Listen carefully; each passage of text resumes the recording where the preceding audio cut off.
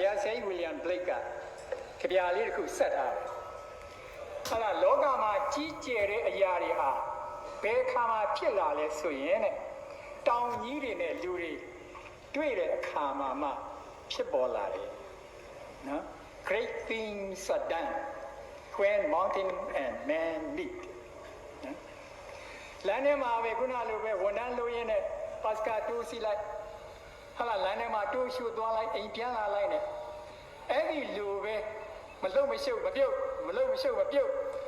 နေမယ်ဆိုရင်တော့ကြီးကျယ်တဲ့ဟာတွေဖြစ်မှာမဟုတ်ဘူးဒါအလင်ငါပေါ့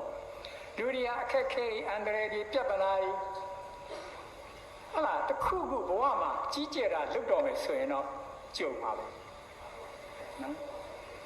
ကြုံတဲ့အခါကြော်လွှားရမှာကြော်လွှားမှကြော်လွှားနိုင်တဲ့အရည်အသွေးဆိုတာ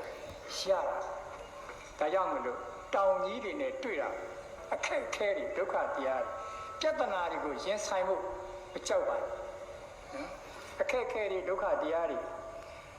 တခြားဘာသာဝင်တွေရဲ့အယူအဆနဲ့လူဖြစ်ရတာမလွတ်လပ်သူတို့ပိုင်ဘုရားခင်အလိုတော်အတိုင်း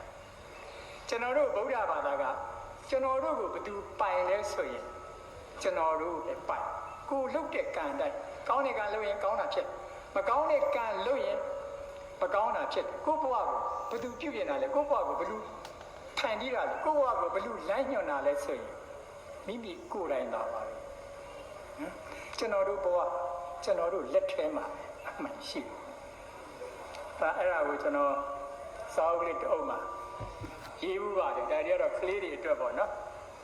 ရွာတရားမှာတဲ့ပညာရှိတယောက်ရှိသူမှုအခက်ခဲတွေ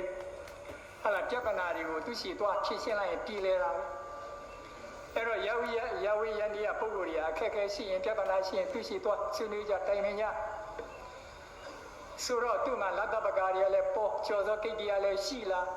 ဆိုတော့ထုံးစံအတိုင်းမှာပဲကြော်ကြလာတဲ့သူထင်ပေါ်လာတဲ့လူအောင်မြင်လာတဲ့လူကိုမနာလိုတဲ့လူကလည်းရှိတာပေါ့အဲ့တော့အဲ့ဒီပညာရှိဆိုတဲ့ပုဂ္ဂိုလ်ကိုသူ့ရွာတွေကလူရန်ကားတော့တိုက်ကအယံမနာလိုဖြစ်လက်ကားပါဒီလူဘာပညာရရှိတို့ဒီလူရုပ်တိတ်ခါလောက်ချမလိုက်အောင်ပေါ့ဟဲ့ကဘယ်လိုလုပ်ချမှာလဲမင်းသူ့သွားမလုံနဲ့မင်းလော်လေးပါဆိုပြီးတော့သူတို့လူရန်ကားဆိုတော့ရန်ကားတဲ့အကြံဉာဏ်ပဲထုတ်ကြတာပေါ့နော်သူတို့ဘယ်လိုအကြံဉာဏ်ထုတ်လဲဆိုတော့ဟေးအဲ့ဒီပညာရှိဆိုတဲ့လူကြီးလာတဲ့လမ်းနေပြီးတော့မင်းတယောက်ကသွားဆောက်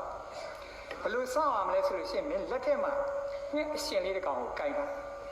ကင်ထားတော့အဲ့ဒီပညာရှိကိုမင်းဗာမေးရမလဲဆိုတော့ဟာလားသင်ပညာရှိကြီးကျုပ်လက်ထက်မှာကင်ထားတဲ့ငှက်အသေးလားအရှင်လားအရှင်ပါကွာဆိုရင်ဖြစ်ပြီးတော့တတ်ပြမယ်ဟောဒီအသေးဟာလားအသေးပါကွာဆိုရင်လည်းငှက်ကလေးကိုလွတ်ပြသူ့စာကဘယ်နဲ့မှရှောင်လို့မရဘူးအဲ့တော့အဲ့ဒီအကြံဉာဏ်နဲ့ကဲတို့တွေကသူမဖြစ်နိုင်လို့ရှိရင်ဝိုင်းပြီးတော့ဟားရတာပေါ့ကွာဆိုပြီးတော့သူတို့စီစဉ်ထားတဲ့အတိုင်းပဲတစ်နေ့မှာလူရန်ကားတော့တိုက်အဲ့ဒီပညာရှိလာမဲ့လမ်းမှာသွားပြီးစမြအဲ့ဒါလက်ထက်မှာလည်းကဲအရှင်လေးကင်ရပြီးတော့လာလဲလာတော့အဲ့ဒီလူရန်ကားခေါင်းဆောင်ကကဲအပင်ပညာရှိကြီးဖြေစားပါပညာတွေရှိလွန်းတဲ့ဆိုလို့ပေါ့ကျုပ်လက်ထဲမှာကင်ရတဲ့ငှက်အသေးလားအရှင်လားသူဘာပြောမှားတော့မှာလေအဲ့တော့အားလုံးကလည်းဝိုင်းပြီးဟားဖို့ပါဇက်ကလည်းပြင်ထားကြဒါပေမဲ့တဲ့သူတို့မဟားလိုက်ရဘူးဒါကြောင့်လဲဆိုတော့ပညာရှိရအဲ့ဒီရန်ကားတဲ့လူငယ်ကိုဂရုဏာနဲ့ကြည်ပြီးတော့မောင်းတဘောအတိုင်းမှာပဲကိုယ်နော်ဒီကမှာသူ့တဘောအတိုင်းရှိနေတာလေသူသေလို့ရတယ်လွတ်လို့ရဘယ်နဲ့မှဖြီးလို့မရဒါနဲ့ဒီမှာဆိုလိုတာအကောင်းအဆိုးလူပေါ်မှာပဲဘုဒ္ဓကျွန်တော်တို့ဗုဒ္ဓဘာသာရဲ့အလိုရအကောင်းအဆိုးဒီဖန်ဆင်းရှင်ပေါ်မှာမူမတည်ဘူး